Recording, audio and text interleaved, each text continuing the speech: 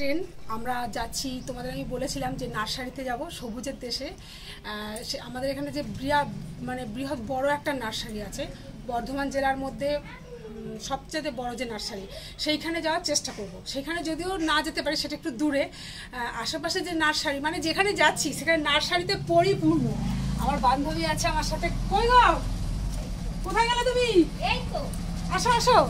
ভালো না লাগার কি আছে, ভালো লাগার দেশে যাচ্ছি, বলছে ভালো লাগে না, চলো তো করে যেতে হবে। হ্যাঁ বলো, ভালো লাগে না বলেই তো ছবি তুলতে হবে। ছবি তুলতে হবে, তাহলে বলো। হ্যাঁ, আবার হাসছে, ভিডিও করতে পারে না, আবার হাসছে।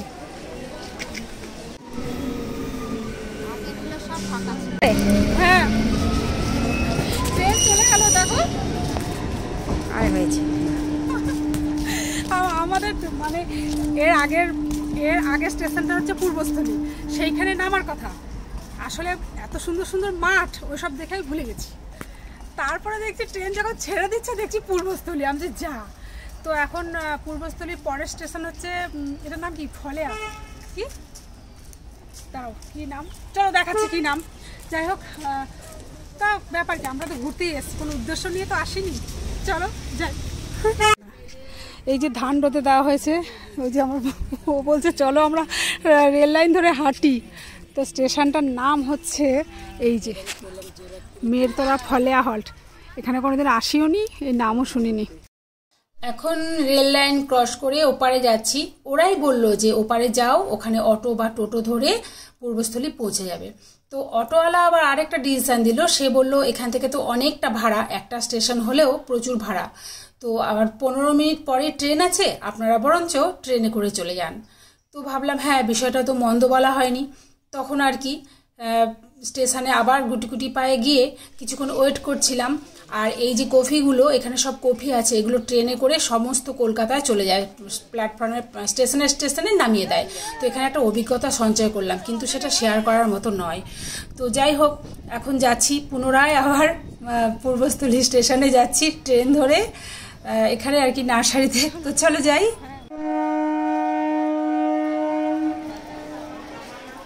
টিকিট ঘর, ট্রেন ছাড়বে, নার্সারি যাবো। এদিকে আছে, চলো এদিকেই নার্সারি আছে, এদিক দিয়ে যাই। চলো সোজাসুজি তাহলে। দেখো এইটা খুব সবুজ, এই জায়গাটা হচ্ছে সবুজে সবুজে, কি সুন্দর। কত পাখি, ওই ডাক ছাড়া আসছে, কি সুন্দর। দেখো ডাক শুনে চলে আসছে পাখিগুলো, দেখো কিভাবে গেল, দেখলা।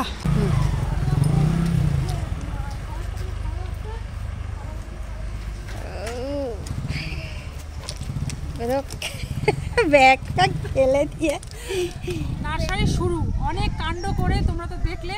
শেষমেশ এসে পৌঁছেছি পূর্বস্থলীতে। আর এইগুলো হচ্ছে চারা, তোমাদের দেখাচ্ছি। এটা হচ্ছে মাঠ, মানে বিরাট বড় মাঠ। এবার পজিশনগুলো চলো, নার্সারিটা যেটুকুনি সম্ভব তুলি, আবার 3টে করে ট্রেনে ফিরতে হবে। চলো এদিক দিয়ে যাই, এদিক দিয়ে আসি। এখানে এসে আমি সমস্তটা ঘুরে যেটা আমি বুঝতে পারলাম যে মানে একটা দুটো গাছ নিয়ে এখান থেকে কেউ মানে পোষাবে না, তো পাইকারি হিসেবে নিতে হবে। আরও একটা জিনিস যেটা দেখা যায় না সাধারণত, মাঠের মধ্যে চাষ হয়, যে মেঠো যে জমি, সেখানে এই যে দেখছো গোটা গোটা সারা যে মাঠ, সবটাই ফুলের চাষ। এগুলো হচ্ছে গ্যাজেলিয়া, এগুলো দোপাটি। কোনটা লেডিবাগ? কুড়ি আসছে। আচ্ছা, এই ফুলগুলো তুলে, এই গাছগুলো কি করবে তোমরা, মানে কেমন ভাবে বিক্রি হবে এগুলো? এগুলো যখন ফুল ফুটবে তখন বিক্রি হয়ে যাবে। ও, চারা সহকারে বিক্রি এখান থেকে নিয়ে যায় সবাই? হ্যাঁ হ্যাঁ, এখান থেকে নিয়ে যায়। ও, এরকম মাঠে সব চাষ করা হয় ফুলের গাছ, এখান থেকে ফুল ফুটবে যখন, তখন সব লোক এসে নিয়ে যাবে। এখানে হচ্ছে যতটা মাঠ সব হচ্ছে ফুল গাছ, আর কিচ্ছু নেই। এখানে কি 12 মাসে ফুলের চাষই হয়? না না, এই শীতকালটা হয়। ও, শুধু শীতকালটা ফুলের চাষ হয়, শুধু শীতকালটা। ওই দেখো গাছের মধ্যে দিয়ে দৌড়াচ্ছে। এইভাবে প্যাকিং করে চলে যায়। জিজ্ঞাসা করে জানলাম এটা দুর্গাপুর বা আসানসোল যাচ্ছে। এই দেখো এখান থেকে দেখাচ্ছি, আরও এখানে এদিকটা ফুল ফুটেছে, গাছে। হ্যাঁ, ওই দেখো কত ফুল। চলো চলো যাই। মাঠের কাজ করছে, গাছের সব সময় কাজ করতে হয়, খুব পরিচর্যা। যা বুঝতে পারলাম প্রচণ্ড কষ্ট করতে হয়, প্রচণ্ড পরিচর্যা। ওখানেও দেখো আছে, এখানে ভ্যারাইটিস নয়নতারা, কত রকমের যে নয়নতারা আছে দেখো,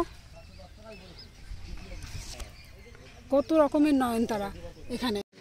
এই যে একটা নার্সারি, এখানে কি বলতো, পূর্বস্থলী স্টেশনে এসে এই যে রাস্তা, স্টেশনের গায়ে রাস্তা, মানে কাউকে জিজ্ঞাসাও করতে হবে না, যথাতথা যত্রতত্র নার্সারি, মানে যেখানে যত দূর চোখ যাবে তত দূরই নার্সারি। আর বিভিন্ন রকমের ফুল গাছ, ফল গাছ, সব কিছু পাওয়া যায়। রাস্তা ধরে যেতে যেতে সব জায়গায় এখন শুধু ফুলেরই কাজ হবে, হ্যাঁ, নার্সারিরই কাজ। এই একটা, চলো যাই। এখানে থাকার সুব্যবস্থা আছে, খুব সুন্দর জায়গা, মনোরম পরিবেশ। সেটা এইখানে স্টেশন থেকে একটু মাত্র।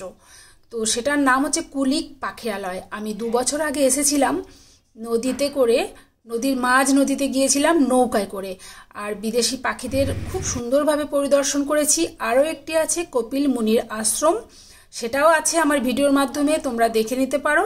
তবে বলবো যে খুব ভালো, আর যদি থাকতে চাও তাহলে থাকতেও পারো ওই কুলিক পাখিরালয়ে। নদীর ধারে ভীষণ পরিষ্কার স্বচ্ছ জল, খুব মনোরম পরিবেশ।